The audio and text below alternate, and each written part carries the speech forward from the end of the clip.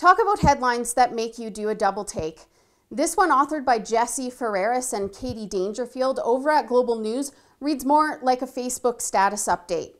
Is the fact that terrorists pose a threat to national security really all that complicated? We think not.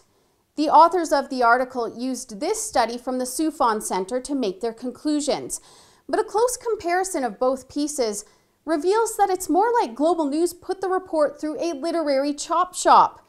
This study couldn't make the security threat posed by Canadians returning home from fighting alongside the Islamic State any clearer. The key findings state all returnees, whatever their reason for going home, will continue to pose some risk. Yet Ferreras and Dangerfield managed to sugarcoat that statement by suggesting returnees are a more manageable problem than initially anticipated, without providing context. In the passage that's referenced, the Soufan Center is suggesting those who went to Syria are less of a problem because they're not coming home. They're so loyal to the Islamic State that they're ready to die defending the caliphate.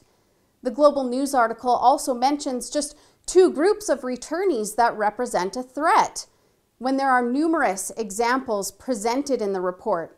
The two groups mentioned include potential terrorists stopped from getting into Iraq or Syria that might harbor resentment for authorities, or those that joined IS but never left home. But other returnees that pose a threat include women and children.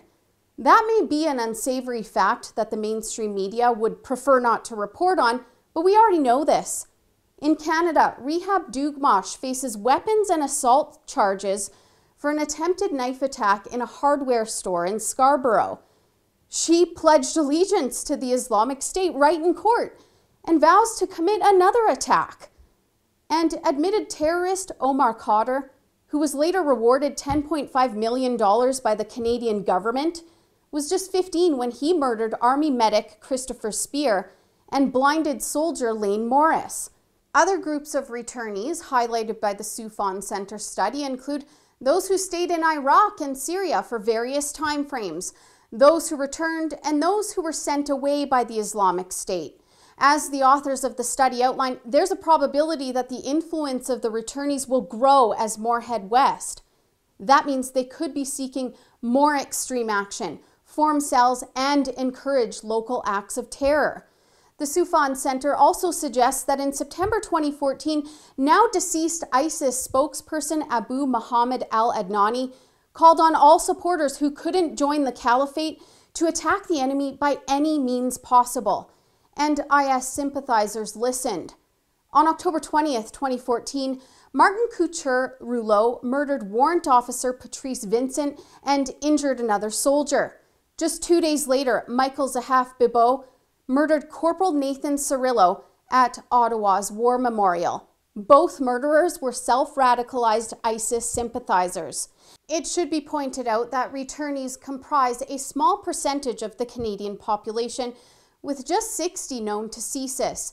But we know it takes just one violent attack to wreak havoc, like in Edmonton, where a single terrorist attempted to stab a police officer to death and executed a truck attack that injured another 4 people. And that's a fact that the expert Ferreira and Dangerfield consulted with acknowledges. This comment from former CIA chief and now adjunct professor at Simon Fraser University, Graham Fuller, was buried at the end of the article. I don't think many of these people do constitute a threat, but how many does it take? So we all agree that returnees pose a serious threat to Canadians, unless you're Global News. For the Rebel.media, I'm Holly Nicholas. Thanks so much for watching. Make sure to check out our all-new lineup at therebel.media/shows for the other side of the story that you just won't find anywhere else.